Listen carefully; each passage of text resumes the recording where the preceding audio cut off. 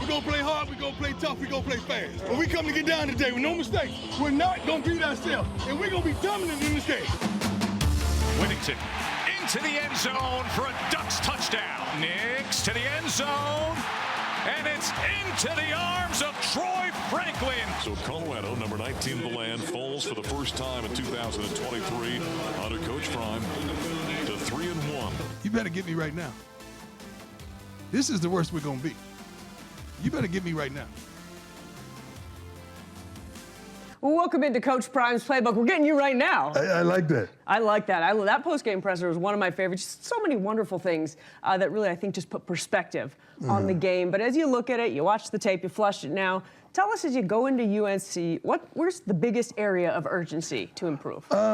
Accountability. The young men that sits in these seats right here, they must be accountable and hold each other accountable. We're doing that as coaches, and as coaches, we got to hold one another accountable as well. So today we had a tremendous meeting about accountability. I think it was one of a kind.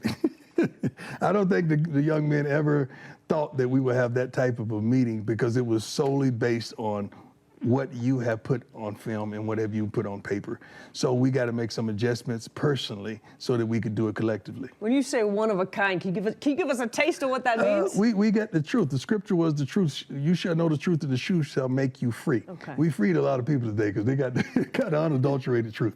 I love it. That might answer my next question, but you set the tone for this program Right. with how you carry yourself, with what you say. What has been the message, and what is the message as you approach USC? Let me tell you this. We got a bus kick. That was just it. But think about this. We're 3-1, and we're not satisfied. Yeah. They were upset because we know we could be better defensively, offensively, special teams. And you got your butt kicked, you got beat. But there's so many things that we can adjust and we could fix, and we could even be better. So I love the understanding that everyone that sits in this room and around these walls, we're not satisfied. We have so much farther to go, and we're going to get there. When you talk about momentum in sports, it's such a fickle thing, energy, and the first 2 weeks, it kind of felt like all the energy was on your side. The last 2 weeks feels like teams have been able to take some of that energy and use it. How do you get the most I don't know of if the they're energy? taking it. I just think they have sharing it, maybe. Assessment. They've assessed us wholeheartedly. They've studied us. They're prepared for us. And we got to do a better job of preparing for them and game planning them and being strategic about how we attack them. That's the difference, I feel.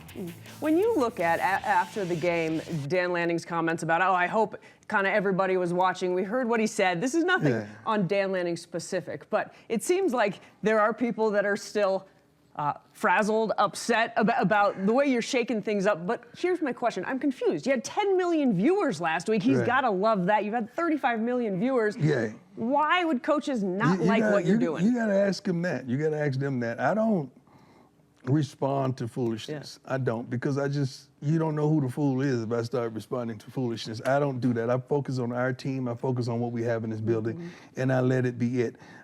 It's amazing, though, week after week that they just can't contain themselves. The disdain or the hate, whatever, it just spills out. It just spews out. They cannot contain themselves. But I don't go there with them. I think it, but I don't go there. Oh, so many things I think, but I'm so glad that God has a hold on me that I say, no, you can't do that. Just stay in your zone. If I could just borrow like an ounce of that self-control, if I can get a lesson after the show, I think that would be helpful. Well, we'll see if that happens again this week. That brings us to who's next. The Buffs returning home to Boulder for a team they've never beaten. So 5 wide for Caleb Williams, and there's the touchdown. Lloyd bouncing it. He's outside. Foot race. Lloyd wins. Touchdown. Here goes Caleb Williams. Go deep, young man. And one out. Touchdown. Brendan Rice. And you look at the Trojans, they are undefeated, 16-0 all-time against CU. We got to put an end to that.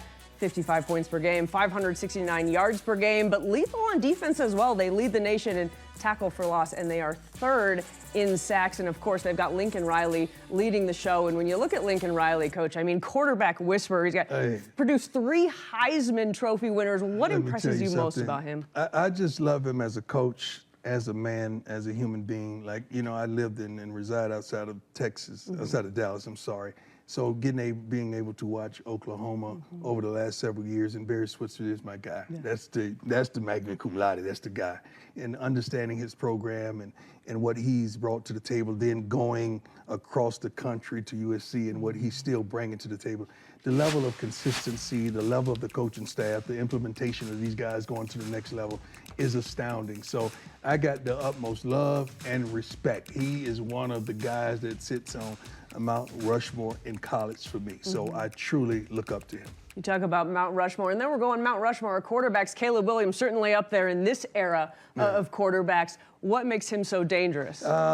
Uncanny. I mean, could make plays when there's no plays to be there. Arm strength, knowledge, understanding his offense, and then dissecting the defense, and checks off really well. The guy just makes plays. He's never out of it. He seems like he's always under control. He puts pressures on people. He don't feel pressure.